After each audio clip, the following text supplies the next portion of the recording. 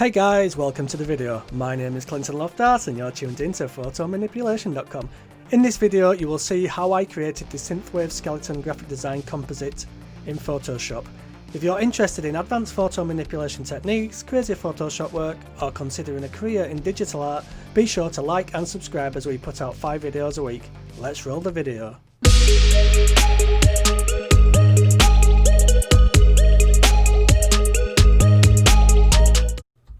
So let's get into the composite.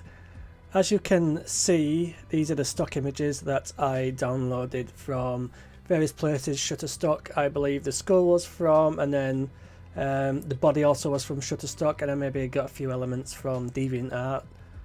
So I'm just using the pen tool now just to cut out this skull going around it. I could have used a quick refine edge tool or a quick selection tool, but for me it's always more work than the Adobe makes out it to be, so I prefer to use the pen tool. So what I'm doing now is again just cutting out the body with the pen tool. So when I was thinking about this image, I just wanted to create something a little bit more simple than my usual composites and a little bit more graphic design orientated. So I thought, what's better than creating something 80s, because I love the 80s, and something synthwave because I love the synthwave genre of music and the imagery that goes along with that. So I went for this 80s baseball kind of jacket and the baseball bat, and once I saw this I thought, I can definitely use this for the image. And I can mix this with a skull to maybe good effect. I didn't have much of a plan before I started this. This was a little bit like therapy for me. I'm having one of those times when you sometimes get a little bit of a creative block just because there's a lot going on at the moment, and sometimes when you're focusing a lot on the business side or other things, it tends to block the creative thing. So the best thing for me to do is just force myself to create an image, and that's what this is. So I'm just bringing the stock images that I cut out now into a blank document, and I'm just switching the skeleton's head around with free transform and then resizing it again with free transform. And this is a stock image again I got from Shutterstock, so I thought I would add some maybe cyborg elements to the skull just because it's cyberpunk synthwave style, so there's usually some kind of mechanical element in there.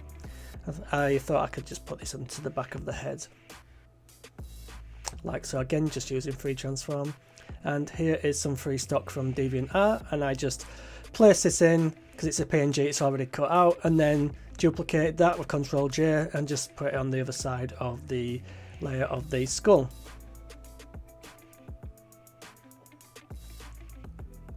So what I'm doing now is just using Liquify just to kind of bend the body of the coating a little bit. It seemed a little bit strange looking. I don't know who was wearing it, but it had a little bit of a strange feel to it. I just wanted to pull down the traps a little bit and the shoulder out a little bit to give it a bit more of a better feel.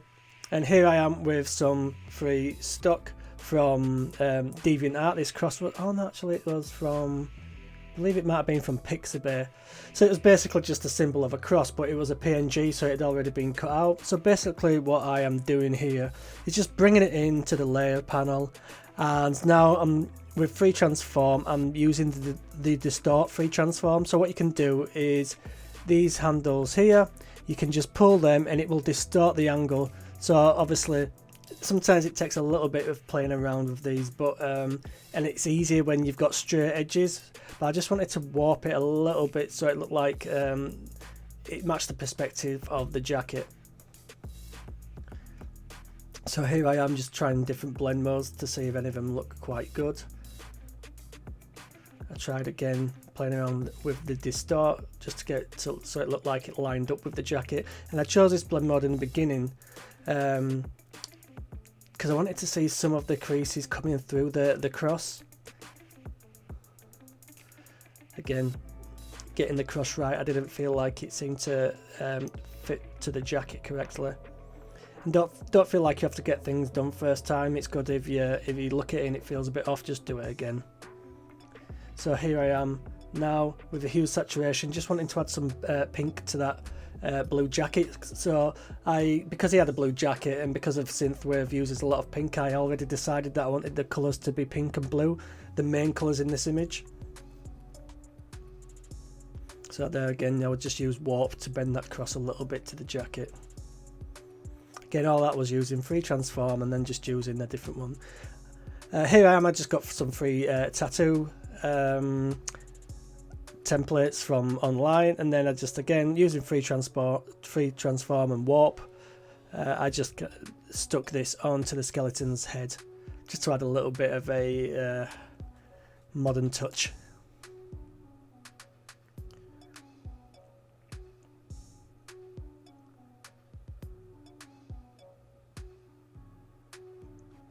So what I wanted to do now was make the image a little bit bigger and then darken it. I had already thought that I wanted some kind of glowing light from the other side of him, so I wanted him to be backlit, or obviously he's got his back to us, so front lit, but it's backlighting. So I pull in the tone down of the whole image with curves, and then I just inverted the background layer, which was white, and that turns it black, and you do that by pressing Ctrl and I.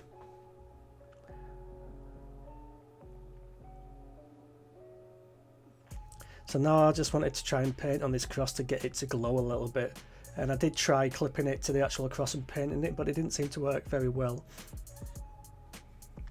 But as you can see, we've still got those creases coming through the cross, so it looked realistic, but obviously when I added the glow you couldn't really see that anywhere, so in effect it didn't really matter. So again, just trying out some different glows, and I'm just doing that by painting on a blank layer with a brush on linear dodge, just making sure it's at a low flow. And now I'm just going around and roughly painting the rim light on normal with a brush. I put the hardness up on the brush so you got some kind of harsh edges, and I painted it all the way around, and then later on I go back in on a layer mask and just refine those edges, because it does look quite rough how I did it in the beginning. I was going to do the creases this way, but I didn't think it was going to look right, so I believe I did get rid of those creases. No, actually I didn't. I thought I did, but I just lowered the opacity on that layer, and then I brought in, so I wanted some kind of graphic design element in this, so I thought, I'll create a big strip, I'll put pink in it so it matches the cross on his back, and then I'll make it look like that pink strip is glowing. So if anyone has seen any synthwave art, you will see that these tropes are used quite a lot. And again, I wanted to kind of add the legs of the skull guy kind of dispersing into the pink, so I just used an icicle brush, and then on a layer mask what's connected to the skull guy, I just started with a black brush just kind of erasing his legs, so it looks like it's blending into the pink strip. So now I decided to add more blue to the skull, to the skeleton, with colour balance. I just clipped that to my guy and then added more blues into the midtones and the highlights. And once again I decided to start painting some more rim light. Rim light it's good to do, but sometimes it can be a bit of a pain, because sometimes the blend modes that you use don't work the same as they did on a previous image, or a certain colour doesn't work with the image that you're using, so sometimes it can be a little bit of trial and error. I did add quite a few layers of rim to this, I believe. So now with a hard brush I'm just painting on a blank layer. So a good way to get rim lights is you get the blank layer and you clip it to the thing that you are painting the rim lights on. You can then easily get to the edges, and it only gets the edge of the subject you are painting and not the other side of the canvas that you are using. So I'm just using the rotate there to paint in the rim lights. I find it easier to paint at a certain angle than other angles, so if you just press R you can rotate your image around, and when you're done you can just press center image and it'll go back to normal.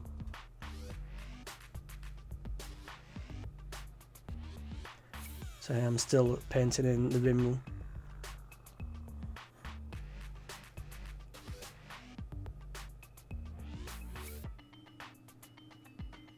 So yeah, this process can be a little bit irritating sometimes, because the blend modes tend to work differently on different things, but I eventually decided just to paint it on normal and then lower the opacity, and then I went over again with a different blend mode.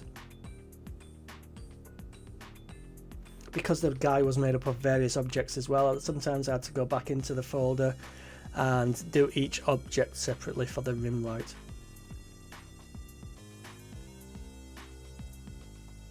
So here I am now doing the skull. Again, it looks quite messy, but I did go back in and clean it up a little bit. And when you zoom out, you can't tell as much.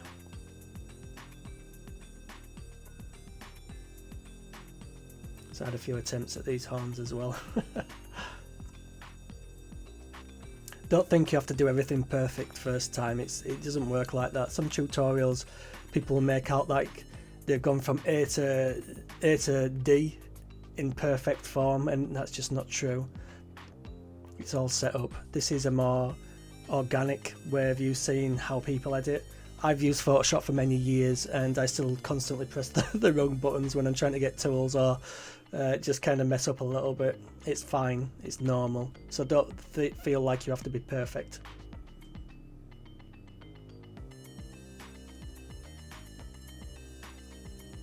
So just finishing off the rim light now.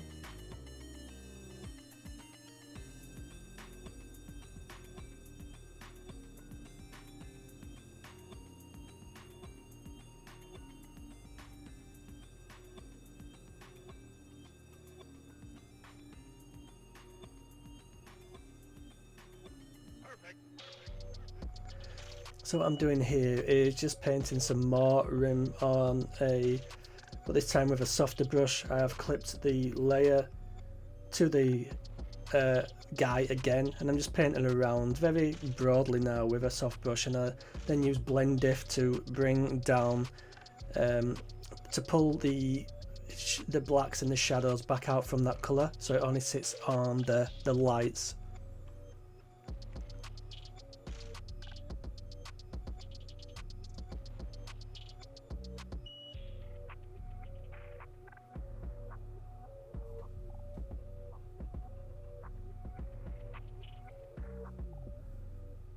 So again, I spent quite a while painting in these rim lights.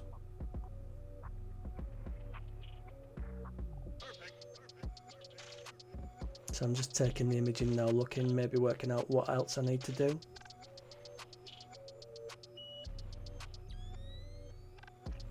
So one of the things I did decide was I needed some more kind of graphic elements, and because I wanted this guy to be backlit, I needed to darken him even more. So again, with a curves adjustment, I just pulled down the tone of the overall tone of the guy.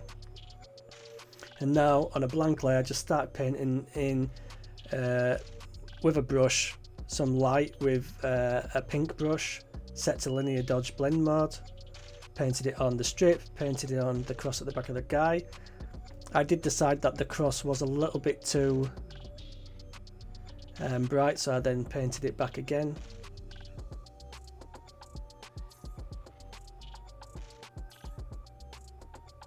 And then I decided to start painting it around the arms.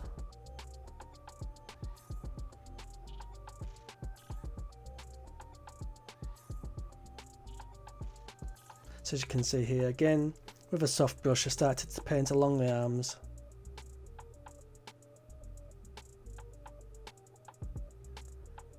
Painted it on the creases of the arms, and again I just lowered that opacity later on.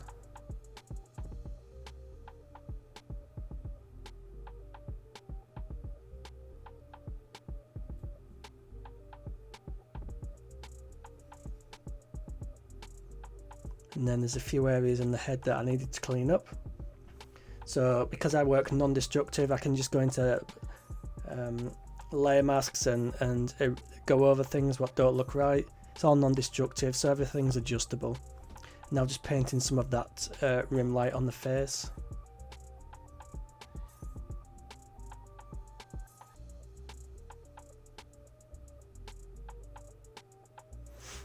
And I noticed this section of the skull which I'd missed cutting out, so again, because it's working non-destructive, I just went down to the layer mask of the skull and then used the pen tool to cut that out.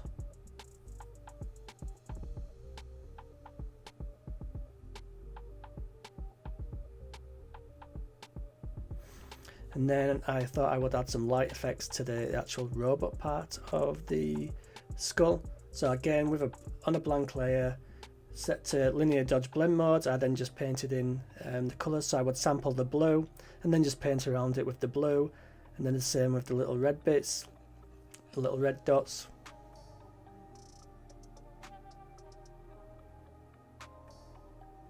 So we were starting to get somewhere a little bit closer. It was looking kind of how I wanted it, but again, I wanted some more blues in this skeleton. So again, in the colour balance that I used earlier, I just went back in there and added more blues into the highlights, into the shadows, and into the midtones.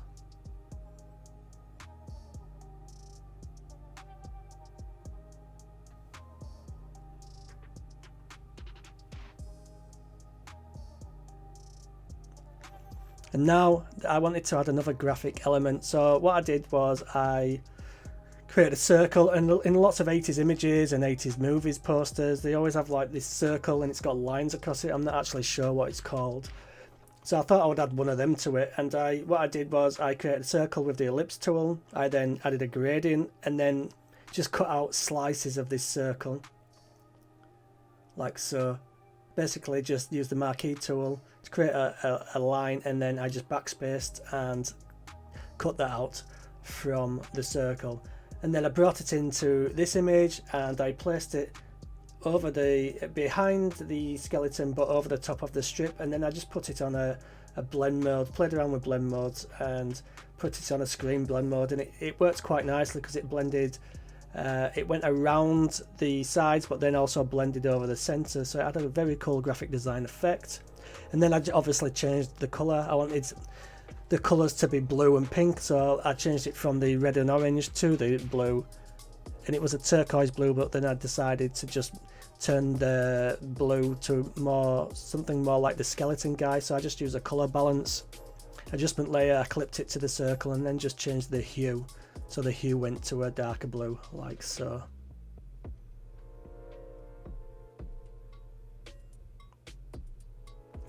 I'm just playing with it now off and on, just seeing what works and what doesn't.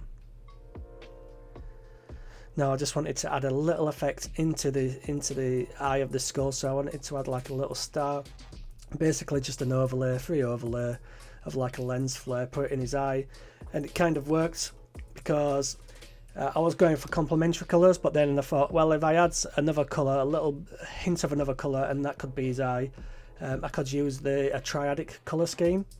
So blue, pink and yellow is actually triadic, so it fit together quite nicely. And if you just notice, then I also darkened the skeleton again. And then on a blank layer, I started painting a little bit of misting around the bottom of the image, so it looks like there was some kind of atmosphere in the image. Again, this is just a free cloud and mist brush. I guess this one was from Flern, but you can get many of them if you check on DeviantArt or places like that. I was painted that into the bottom and a little bit at the top. I was then thinking of using a plugin to get the effects. I went through a few different versions of effects on the plugins. I wasn't really keen on any of them, apart from this detail extractor, which I only used on the skull just to bring some of the detail back out in the darkness of the skull.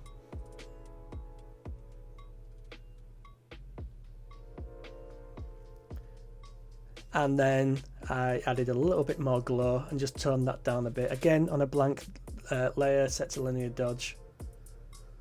Painted it on with a pink brush.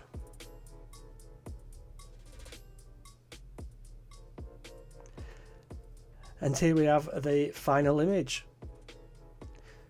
So what I was doing here was, again, just making sure I had the right colour scheme for the image, making sure that the triadic colour scheme was correct, and it was actually blue, pink and yellow.